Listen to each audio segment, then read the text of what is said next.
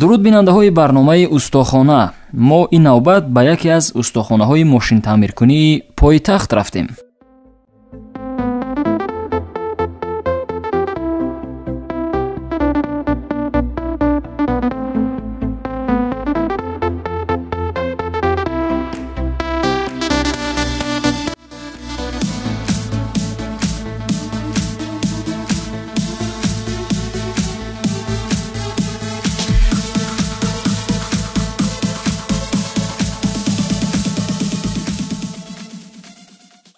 ин навбат вобаста ба чанд ҳолате ки ронандаҳо наметавонанду он камбудӣ боиси аз кор мондани муҳаррики мошинашон шавад.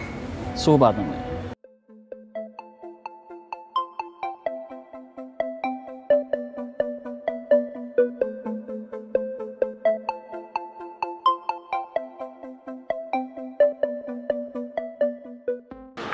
хуб дӯстони азиз, бинандаҳои барномаи устохона, мо ин навбат тасмим гирифтем ба яке аз устохонаҳои маркази пойтахт биёем ва аз раванди кори устоҳо бархурдор шавем ки имрӯз кадом нави мошинҳоро таъмир мекунанд ва бо чӣ мушкил ронандаҳо муроҷиат мекунанд. хуб тавре ки мебинед инҷо як мошин оварда шудааст ва аз устод суол мекунем, устод Зайналобидин, ки бо чӣ мушкил назди шумо омаданд имрӯз? мушкили аввалин дараҷаи мушкили мотор шуд ки зуғуқ дора, як шум дора. овози баланд аст? Чӣ гуна? овози баланд аст. Ками сатрош овози баланд аст. мақсад ки маслаеро проверка мекунем, мебинем мақсад барои иваз карданаш тайёр шуда ё нашуда бисёртар аёмае. баъдан пролифка мекунем, мешӯем двигателя, равғани нав мерезем ба ин.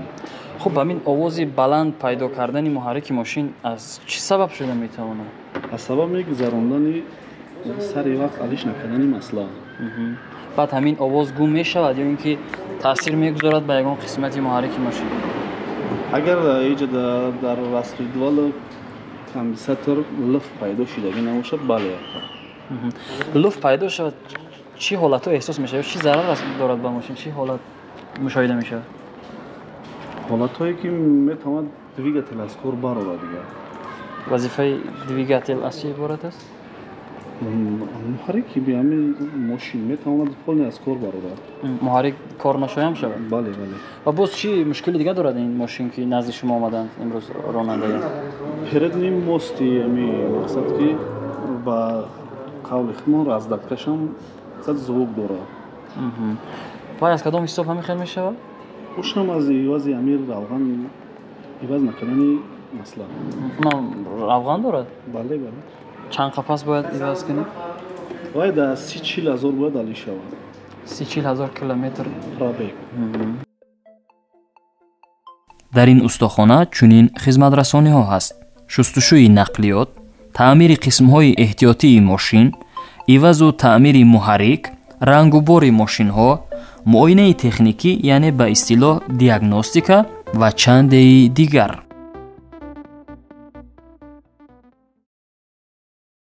хуб усто, ҳоло аз хизматрасониҳо бигӯем. кадом нави хизматрасониҳоро доред ва ронандаҳо бештар бо кадом мушкилиҳо пеш шумо меоянд? хизматрасониҳо тақрибан ҳамаи намуди хизматрасонӣ ҳаст. мойка диниша, шустушӯи мошин. бале, шустушӯи мошин, полировка, маляр, мотор, ходовой част, диагностика. қисмати барқи мошинам саркор доред? бале бале. муроҷиат мекунанд? бале бале. ва диагностика бо ёрии ҳамун технология, яъне компютер мешавад? бале бале бале. умуман дар як рӯз чӣ қадар ронандаҳо муроҷиат мекунанд? бисёр аст. тахмин 5-10 нафар дар рӯз метавонед ки ба пуррагӣ кораш масалан? ба пуррагӣ 10 то 15 нафар. давоми рӯз чанд соат фаъолият мекунед? аз соати 9 то соати 9 бегар. аз 9 субҳ то 9 шом? бале. ва اینچنین مثلا شاید همین حالت ها هست. ما در چند منطقه بودن دوستا میگفتن که در صورت یک راننده اگر در راه ماند میتونه شما مراجعت کنند. بله دستافکه هست. مثلا سفربر کنید. بله دوستایی که اونجا با شما فعالیت دارند روند رو تعمیر کنند. بله مثلا دور رفتن دیروز اینا شهر کلوب رفتیم. از حسابی که کمری دای سیونیم بود دو تمادلش از کود روانگی بود. درخواست کردن که ماشین مقصد راه نمیگردد، سویچ هم عوض کردن نشید. مقصد رفتیم با مثال دیاگنوستیک کردیم، دیدیم مثال تمادل کار نمیکرد، مدلو را عوض کردیم، ماشین برقرار شد. 5 حالت مقصد حالت دوم که برای سر وقت نگاه نکردنی مقصد آبی ماشین بود. آبی ماشین هم نگاه نکردیم مقصد پرگریف می شود.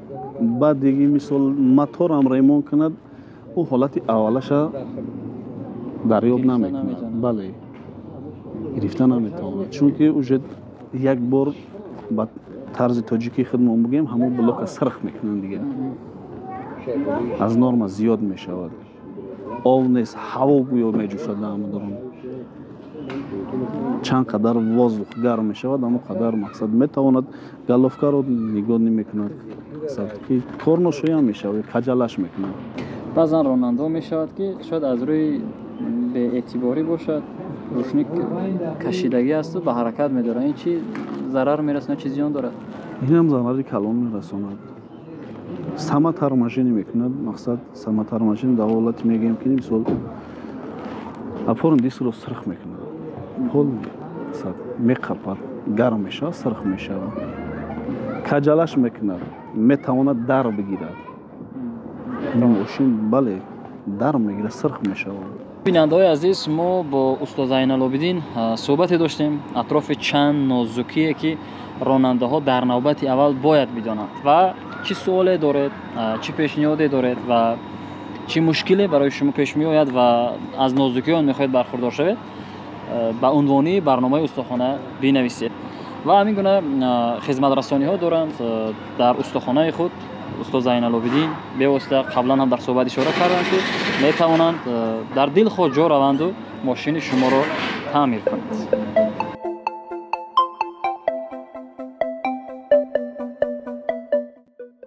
با ذکر استاد زین‌العابدین آنها نیت دارند که در آینده بهر رانندگان خدمت رسانی شبانه روزی را به راه مانند. همزمان آنهایی که ماشینشان در راه میماند استاهای این استخوانه به دلخواه منطقه رفته ماشینشان را تعمیر میکنند. ما چند معلوماتی نو گرفتیم که شما در ادامه نوار آن را دیدید. این نوبت مرا همکارم قلندر همراهی کرد. بعد از صحبت با استاد زین‌العابدین ما همراه صحبت کنون به کارگاه برگشتیم.